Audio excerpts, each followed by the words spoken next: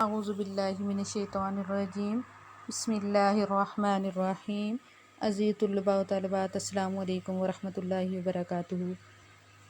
آج ہم موضوعات مطالعہ پڑھیں گے جس کے 2 اسباق ہم نے 8th کلاس میں پڑھے تھے۔ کون کون سے؟ قرآن مجید، تحرف، حفاظت اور فضائل، اور نمبر 2 اللہ اور اس کے رسول صلی اللہ علیہ وسلم کی محبت اور اطاعت۔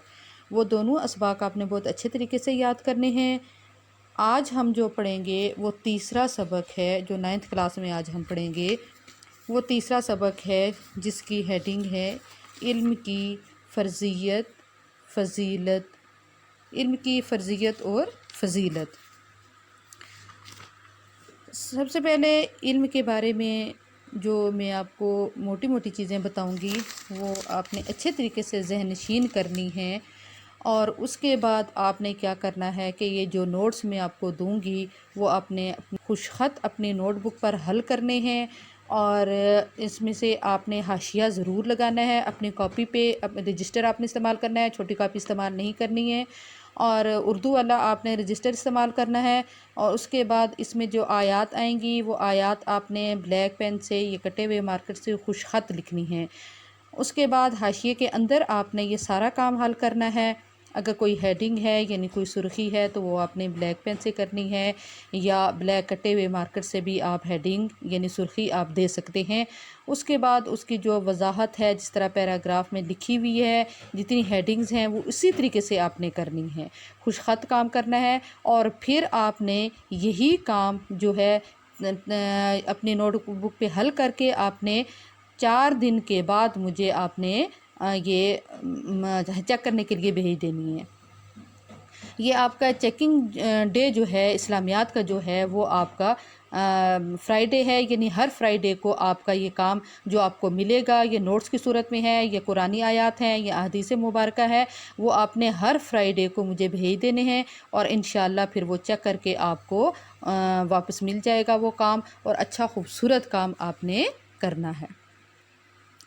آج وہ عنوان جو ہمارا ہے وہ کیا ہے؟ علم کی فرضیت اور فضیلت۔ سب سے پہلے ہم پڑھیں گے کہ علم ہے کیا چیز، علم کی ابتدا کب ہوئی، اور علم سے مراد کیا ہے، علم کون کون سی چیزوں کا علم حاصل کرنا ہمارے لیے ضروری ہے، یا جس کا ہم کہیں کہ علم کی اقسام کتنی ہیں۔ علم کا سب سے پہلے ہم لفظی معنی جانتے ہیں کہ علم کا مطلب کیا ہے، معنی کیا ہے۔ علم کے معنی ہیں جاننا، پہچاننا، واقف ہونا اور معرفت حاصل کرنا۔ کسی چیز کے بارے میں اس کی جاننا اور اس کی تہ تک جا کر اس چیز کے بارے میں معلومات حاصل کرنا، اس کو علم کہتے ہیں۔ اصطلاح میں علم کا مطلب صرف جاننا ہی نہیں بلکہ اس چیز کی حقیقت اور ادراک کے بارے میں مکمل معلومات حاصل کرنا۔ دنیا میں بے شمار علم ہیں، کسی کو یہ طاقت نہیں ہے کہ وہ ان تمام علوم کو حاصل کر سکے۔ ایک مسلمان کے لیے جو علم جاننے ضروری ہیں وہ کون سے ہیں؟ وہ 3 قسم کے علم ہیں۔ نمبر 1 جو پہلا علم ہے وہ علم دین ہے، یعنی دین کے بارے میں علم حاصل کرنا، دینی علم حاصل کرنا وہ کیا ہے کہ اپنے رب کی پہچان ہے، کہ ہم اللہ کے بارے میں سب سے پہلے یہ جانیں گے کہ اللہ نے ہمیں کیا حکم دیا، اللہ نے ہمیں اس زندگی کا جو مقصد ہے دنیا میں کیوں بھیجا، اور دنیا کیوں انسان کے لیے بنائی، اور پھر ہم نے کس کی طرف رجوع کرنا ہے اور کس کے پاس واپس لوٹ کر جانا ہے۔ جس رب نے ہماری تخلیق کی اسی رب کی طرف ہم لوٹ کر جائیں گے، اور پھر دنیا میں اس نے ہمیں کس مقصد کے لیے پیدا کیا، جیسا کہ حدیث شریف میں ہے کہ الدنیا مزرعۃ الآخرہ، دنیا آخرت کی کھیتی ہے۔ اپنے رب کی پہچان، عقیدہ توحید اور عقیدہ رسالت، یعنی اللہ تعالیٰ نے اللہ تعالیٰ کی پہچان، اور پھر اس نے اپنے نبیوں کو علم سکھا کر بھیجا دنیا میں، اور جس طرح حضرت آدم علیہ السلام کو سب سے پہلے جب اللہ تعالیٰ نے دنیا میں بھیجا تھا تو ان کو اللہ تعالیٰ نے سب سے پہلے جو تحفہ دیا تھا وہ کیا تھا؟ علم کا تحفہ تھا، علم دین کا تحفہ تھا۔ اللہ تعالیٰ نے سب سے پہلے حضرت آدم علیہ السلام کو ناموں کی حقیقت کا علم دیا تھا۔ تو یہ وہ علم ہے، علم دین ہے۔ اللہ تعالیٰ نے 1,24,000 انبیاء کو جو بھیجا اپنی اپنی قوموں کی طرف، اور اللہ نے خود ان کو علم سکھایا، وہ وحی کے ذریعے سکھایا۔ وہ وحی کی جو اقسام تھی میں نے آپ کو بتا دی تھی کہ وحی مطلوع اور وحی غیر مطلوع۔ وحی کس کو کہتے ہیں؟ وحی جو پیغام ہوتا ہے، اللہ تعالیٰ نے فرشتوں کے ذریعے جو پیغام نبی کریم صلی اللہ علیہ وسلم کو پہنچائے، اور پھر جو اللہ تعالیٰ نے آپ کو خواب کے ذریعے جو الہام اللہ تعالیٰ نے جس کو ہم کہتے ہیں وہ دیا، تو وہ کس طریقے سے دیا، وہ وحی کی اقسام آپ کو میں نے بتائی ہوئی ہیں۔ لیکن پھر بھی اگر کسی کو سمجھ نہیں آتی ہے تو پھر مجھے وہ بتائے، اور انشاءاللہ اس کے بعد میں آپ کو وہ چیز بتا دوں گی۔ یہ ہمارا علم کی پہلی قسم تھی۔ دوسرا علم جو تھا علم طب، جس سے مسلمانوں کو واقف ہونا ضروری ہے، اور علم طب سے مراد کیا ہے؟ وہ ہے صحت کے اصول اور قواعد سے واقف ہونا۔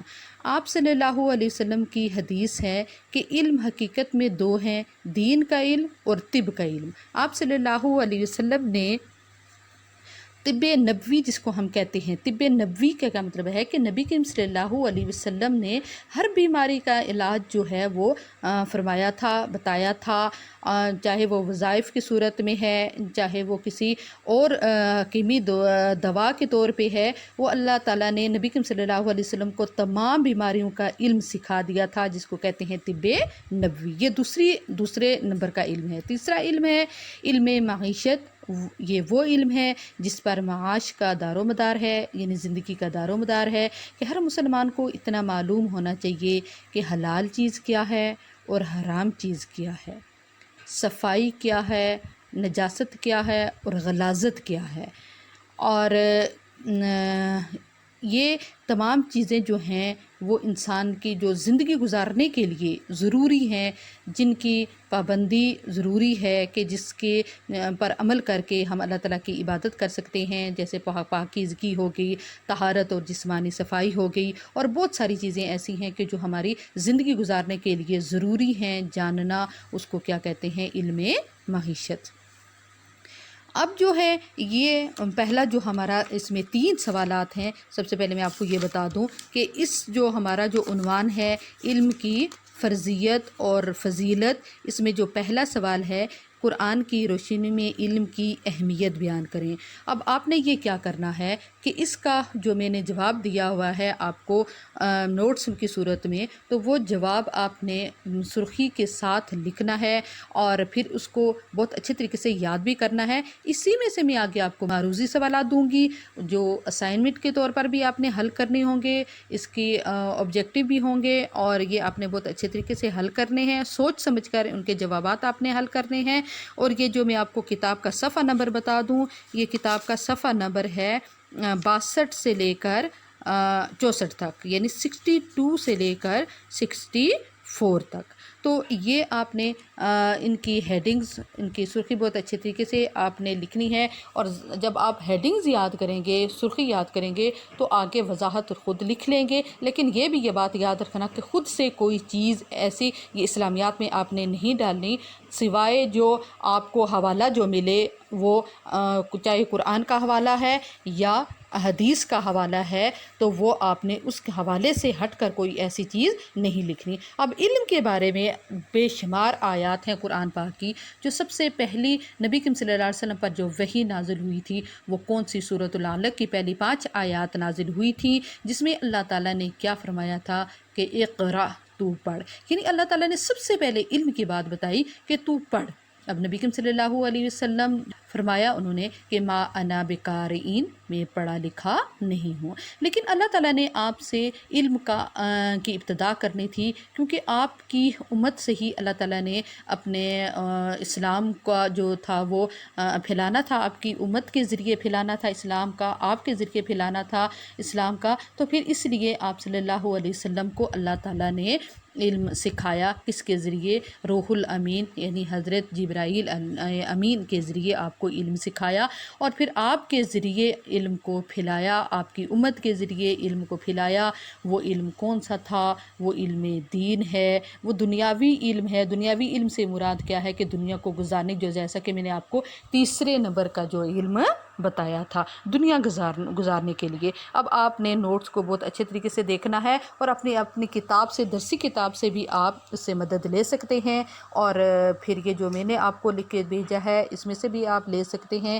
تو اس کے بعد بھی اگر آپ کسی قسم کی کوئی چیز آپ کو سمجھ نہیں آتی ہے تو آپ مجھ سے پوچھ سکتے ہیں۔ قرآن کی روشنی میں علم کی اہمیت جو ہے، یہ ہمارا جواب مکمل ہو گیا۔ اب میں اس کی جو اس کی جو سرخی جو ہے، نکات جو اس کے ہیں، ہیڈنگ جو اس کی ہے، میں آپ کو بتا دیتی ہوں۔ نمبر 1 جو اس کی پہلی جو ہیڈنگ ہے وہ ہے پہلی وحی کے بارے میں نے آپ کو بتا دیا۔ نمبر 2 علم کی اہمیت کا اندازہ۔ نمبر 3 حضرت محمد صلی اللہ علیہ وسلم بحیثیت معلم، یعنی اللہ تعالیٰ نے سب سے پہلے جو انبیاء بھیجے تھے حضرت آدم علیہ السلام تھے، نبی بنا کر جو بھیجے تھے حضرت آدم علیہ السلام تھے، اور آخری نبی جو ہیں وہ حضرت محمد صلی اللہ علیہ وسلم کو بھیجا تھا۔ نمبر 4 علم اضافے کی دعا۔ نمبر 5 اقرار توحید، یعنی علم اضافے کی دعا نبی کریم صلی اللہ علیہ وسلم کی پسندیدہ دعا جو تھی وہ تھی قُل رب زدنی علما، یعنی علم اضافے کے لیے نبی کریم صلی اللہ علیہ وسلم کثرت سے اس دعا کا ورد کیا کرتے تھے۔ نمبر 5 اقرار توحید۔ اقرار توحید یعنی توحید کا اقرار کرنا، زبان سے اس کا اقرار کرنا اور دل سے اس کی تصدیق کرنا کہ اللہ ایک ہے۔ نمبر 6 ہے علم اور ایمان والوں کے درجات، یعنی علم اور ایمان والوں کے کون کون سے درجات ہیں۔ جو علم حاصل کرتا ہے اور پھر اس پر عمل کرتا ہے تو اللہ تعالیٰ کے پاس اس کے کون سا درجہ ہوگا۔ یہ 6 اس کی جو ہیڈنگز ہیں وہ 6 ہیں، سرخی جو ہیں اس کی 6 ہیں۔ نمبر 2 دوسرا سوال جو ہے، احادیث کی روشنی میں حصول علم کی اہمیت پر نوٹ لکھیں۔ اب جو صفحہ نمبر درسی کتاب کا صفحہ نمبر 64 اس کا جو دوسرا سوال تھا وہ کیا ہے کہ احادیث کی روشنی میں حصول علم کی اہمیت پر نوٹ لکھیں، یعنی ہم نے احادیث کی روشنی میں یہ سوال حل کرنا ہے۔ احادیث کی روشنی، کیونکہ بے شمار احادیث ہیں علم کے حصول کے لیے، یعنی علم حاصل کرنے کے لیے، حاصل کی جمع ہے، یعنی علم حاصل کرنے کے لیے نبی کریم صلی اللہ علیہ وسلم نے بار بار تاکید کی کہ علم حاصل کرو، اس کے بارے میں بے شمار احادیث ہیں۔ اب حصول علم کی ضرورت، اس کی جو پہلی ہیڈنگ ہے، پہلی سرخی یہ ہے کہ حصول علم کی ضرورت، یعنی علم حاصل کرنے کی کیوں ضرورت پیش آئی، علم کیوں حاصل کیا جاتا ہے۔ انسانی فطرت کا یہ بنیادی تقاضا ہے کہ اسے اپنی ذات اور کائنات کے بارے میں ہر اچھی اور بری چیز کا علم ہو۔ اس کے بغیر نہ تو انسان دنیا میں ترقی کر سکتا ہے اور نہ ہی اپنی زندگی کا مقصد جان سکتا ہے اور نہ ہی اپنے رب کی پہچان حاصل کر سکتا ہے۔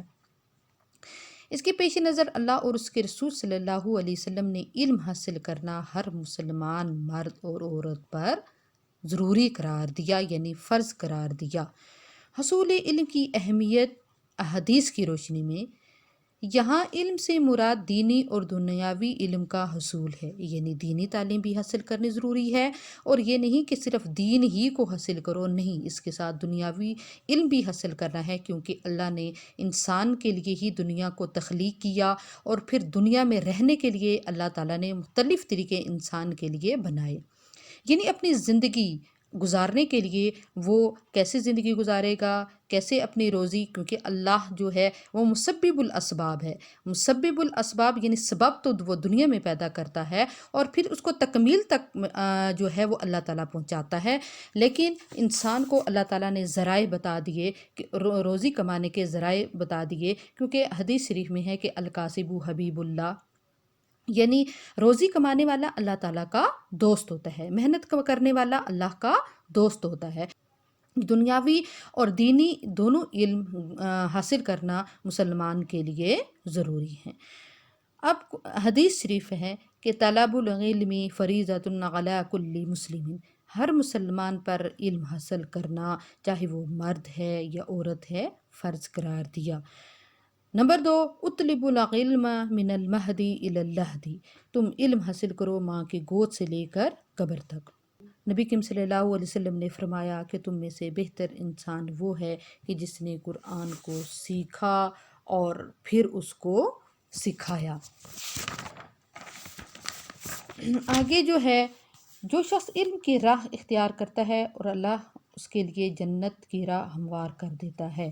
نبی کریم صلی اللہ علیہ وسلم نے فرمایا کہ جو شخص علم حاصل کرنے کے لیے، چاہے وہ دینی ہے چاہے وہ دنیاوی ہے، وہ علم حاصل کرنے کے لیے جب اپنے گھر سے نکلتا ہے تو اللہ تعالیٰ فرشتوں کو مقرر کر دیتے ہیں اس کی حفاظت کے لیے، اور فرشتے اس کی حفاظت کے لیے اپنے پر پھیلا کر رکھتے ہیں، اور جب تک وہ واپس اپنے گھر نہیں لوٹتا۔ اسی دوران اگر اس کی موت ہو جاتی ہے تو اس کو شہادت کی موت نصیب ہوتی ہے، اللہ تعالیٰ اس کو شہادت کی موت کا درجہ دیتے ہیں۔ مومن کی خصوصیات میں سے ایک یہ بھی خصوصیت ہے اس کی کہ اسے علم دین کی جستجو ہوتی ہے۔ مومن علم سے کبھی سیر نہیں ہوتا، یعنی کبھی بھی اس کا دل نہیں بھرتا، علم وہ حاصل کرتا رہتا ہے۔ نمبر 6، علم سیکھنے اور سکھانے کا درجہ انتہائی بلند ہے، لہٰذا ارشاد نبوی ہے، میرے بعد سب سے بڑا سخی شخص وہ ہے جس نے علم سیکھا اور پھر اسے لوگوں میں پھیلایا۔ نبی کریم صلی اللہ علیہ وسلم نے فرمایا کہ سخی شخص کی مثال یہ ہے کہ سخی شخص سب سے پہلے اس شخص کو کہا جاتا ہے کہ جو شخص علم سکھاتا ہے دوسروں کو، اور یہ صدقہ جاریہ ہے۔ علم سکھانے والے کی مثال ایسی ہے کہ جیسا کہ ایک درخت جب بہت زیادہ پھلتا ہے، یعنی وہ پھولتا ہے اور پھر اس کی شاخیں بہت زیادہ پھیل جاتی ہیں، تو اسی طریقے سے جو شخص اپنا علم زیادہ پھیلاتا ہے تو جب وہ اس دنیا سے چلا جاتا ہے تو وہ اس کی شاخیں دنیا میں لٹکی رہتی ہیں، یعنی قیامت تک اس کے لیے یہ صدقہ جاریہ بن جاتا ہے، اور قیامت تک جتنے لوگوں نے اس سے علم حاصل کیا ہوا ہوتا ہے اور پھر اس سے آگے جن لوگوں نے حاصل کیا ہوتا ہے، یہ پوری زندگی میں اس کا جو یہ سلسلہ جاری رہتا ہے، اور اس کا ثواب اس کو ملتا رہتا ہے کہ جس نے وہ علم دوسروں کو دیا۔ سب سے سخی شخص اس شخص کو کہا گیا ہے کہ جو دوسروں کو علم سکھاتا ہے، خود سیکھتا ہے اور پھر اس کو چھپا کے نہیں رکھتا بلکہ اس کو آگے پھیلاتا ہے۔ اب یہ حصول علم کی جو احادیث کی روشنی میں نے آپ کو اس کے بارے میں بتایا کہ حدیث کی روشنی میں علم حاصل کرنا کس طریقے سے ہے، اور پھر نبی کریم صلی اللہ علیہ وسلم نے خود فرمایا کہ بعثت معلما، مجھے استاد بنا کر بھیجا گیا، اور جس طرح نبی کریم صلی اللہ علیہ وسلم نے فرمایا کہ میری امت کا بہترین شخص وہ ہوگا کہ جو استاد کی عزت کرتا ہے، کیونکہ جس نے استاد کی عزت کی گویا اس نے میری عزت کی، اور جس نے استاد کی نافرمانی کی گویا اس نے میری نافرمانی کی۔ اب اگلا سوال جو ہے یہ ہمارا تیسرا سوال ہے، اور تین ہی اس کے سوالات ہیں۔ تیسرا سوال ہے قرآن و حدیث کی روشنی میں علم کی فضیلت بیان کریں۔ سب سے پہلے تھا علم کی اہمیت، قرآن کی روشنی میں تھا، پھر علم کی اہمیت احادیث کی روشنی میں تھا، پھر اب کیا ہے کہ علم کی کو دونوں قرآن اور حدیث دونوں کی روشنی میں علم کی فضیلت بیان کیجیے، یعنی قرآن کی روشنی میں بھی بتائیں اور احادیث کی روشنی میں بھی بتائیں۔ علم کی فضیلت قرآن کی روشنی میں، علم کی بڑائی، عظمت اور فضیلت اس سے بڑھ کر اور کیا ہوگی کہ اللہ سبحانہ و تعالیٰ کی صفات میں سے ایک صفت علم ہے، یعنی اس سے پہلے میں نے آپ کو پہلے سوال میں بتا دیا تھا کہ اللہ تعالیٰ نے حضرت آدم علیہ السلام کو سب سے پہلے جو تحفہ دیا تھا وہ کون سا تھا؟ علم کا تھا۔ علم ایسا درجہ ہے کہ اللہ تعالیٰ نے انسان کو تمام مخلوقات پر جو برتری دی، انسان کو جو برتری حاصل ہے وہ کس کی وجہ سے ہے؟ علم کی وجہ سے ہے۔